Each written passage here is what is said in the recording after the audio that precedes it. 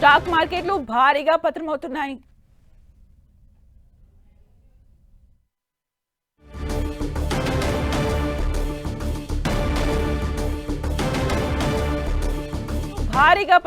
America అధ్యక్షుడు Trump Iran పై దాడికి సంకేతాలు ఇస్తుండటంతో ఈ రకంగా మార్కెట్లు నిట్ట నిలువుగా పతనమవుతున్నాయి. ఇరాన్ దేశం క్షమించరాని తప్పులు చేస్తోందని, ఇక ఆ దేశంతో చర్చలు ఉండవంటూ కాసేపటి క్రితం అమెరికా అధ్యక్షుడు ట్రంప్ ప్రకటించారు.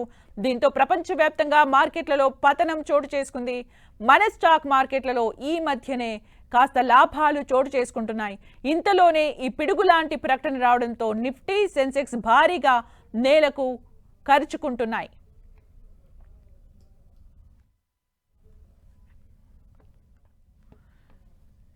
ఇక దీనికి సంబంధించి మనతో పాటు బిజినెస్ అనలిస్ట్ ప్రభు సిద్ధంగా ఉన్నారు, వారితో మాట్లాడదాం. నమస్తే అండి. నమస్తే. దీన్ని ఎలా చూడాలండి? ఇది ఇలాగే కంటిన్యూ అవుతుందా? ఇప్పుడు ఈ రోజు కొత్త కాదు కదా, జనవరి నుంచి లాస్ట్ ఆయన సీట్ లో వచ్చిన జనవరి నుంచి ఇది యథాతథమే, తెలిసిన ఇదే కదా. సో కంటిన్యూస్ గా is the manipulator of the stock market, is minting money from the stock market. ఎందుకంటే crores of rupees before the issue వస్తాయి, తర్వాత ఆయన చెప్పిన తర్వాత మార్కెట్ పడిన తర్వాత ఆ ఇష్యూస్ ఎగ్జిట్ అవుతారు. మళ్ళీ నెక్స్ట్ డే ఇప్పుడు ఇవాళ మైనస్ కదా, రేపు మళ్ళీ బయటకు వచ్చి మళ్ళీ పాజిటివ్ గా మారుతాడు ఆయన, మళ్ళీ మార్కెట్ పెరుగుద్ది. సో అది అంటే జనానికి కూడా అలవాటు అయిపోయింది. అంటే యుఎస్ లోనే కాదు, ఇండియాలో కూడా.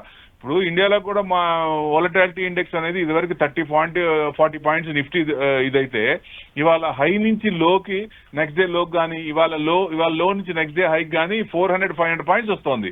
అంటే అక్కడ వోలటాలిటీ కూడా ఆయన ఇండియా కూడా తీసుకొచ్చాడు, అంటే ఇక్కడ కూడా ఇది చేసుకున్నారు. కొంతమంది మన ట్రేడర్స్ కొంతమంది కొంచెం దాన్ని అనుగుణంగా ఎదురు ఉండకుండా దానికి సపోర్ట్ గా ఉంటే డెఫినెట్ గా అక్కడ అమౌంట్ కలెక్ట్ చేసుకునే ఇది అంటే ప్రాఫిట్ వచ్చే ఛాన్స్ ఉన్నాయి. అట్లా ఎక్కువ మంది కూడా చేస్తున్నారు. సో అది దానివల్ల వోలటాలిటీ ఎక్కువ ఉంది. అది అక్కడ న్యూస్ ఉండబట్టి ఇక్కడ షార్ట్లు కొడతాం, అక్కడ పాజిటివ్ ఉన్నప్పుడు మళ్ళీ ట్రంప్ ఏదన్నా నెగిటివ్ గా నుంచి పాజిటివ్ గా మాట్లాడినప్పుడు మళ్ళీ బై ఆప్షన్స్, కాల్ ఆప్షన్ తీసుకోవటం, అట్లా అనేది మన వాళ్ళకి కూడా అలవాటు అయిపోయింది. అందుకనే వోలటాలిటీ ఇండెక్స్ అంటే మెయిన్ కారణం చూసుకుంటే క్రూడ్ పెరిగింది. మనకి క్రూడ్ 70 కట్ అయిపోయి దాదాపుగా మళ్ళీ ఇప్పుడు 78 వచ్చేసింది. సో చిన్నగా మళ్ళీ, ఎందుకంటే ఐఎన్ఆర్ కూడా మళ్ళీ 95 పాయింట్ చేంజ్ మన వీక్ అయిపోయింది. మన కరెన్సీ కూడా కొంచెం వీక్ అయింది, 93 దాకా వచ్చి మళ్ళీ పెరిగింది.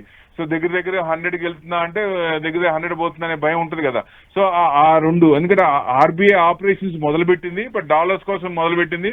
సో డాలర్స్ కూడా కొంచెం అమ్ముతారు, మళ్ళీ డాలర్స్ కొంచెం అమ్మినప్పుడు మళ్ళీ దిగి వస్తుంది. ఐఎన్ఆర్ పెద్ద బాధపడాల్సిన పర్లేదు, మెయిన్ మనకి క్రూడ్ కాబట్టి. క్రూడ్ 78, ఏషియన్ కంట్రీస్ కానీ క్రూడ్ మీద ఆధారపడ్డాయి కాబట్టి ఆ క్రూడ్ 78 అయింది. అది పెరిగినప్పుడు కొంచెం ఎఫెక్ట్. మేబీ మనం 1 డే ప్లస్ 1 డే మైనస్ చూసాం కదా. సో 1700 పాయింట్లు సెన్సెక్స్ పడింది. సో ఈ మెయిన్ ఇదే కారణం, క్రూడ్ స్పైక్ అవటం వల్ల మనకి ఇదైంది. యుఎస్ ఇరాన్ టెన్షన్స్ వల్ల.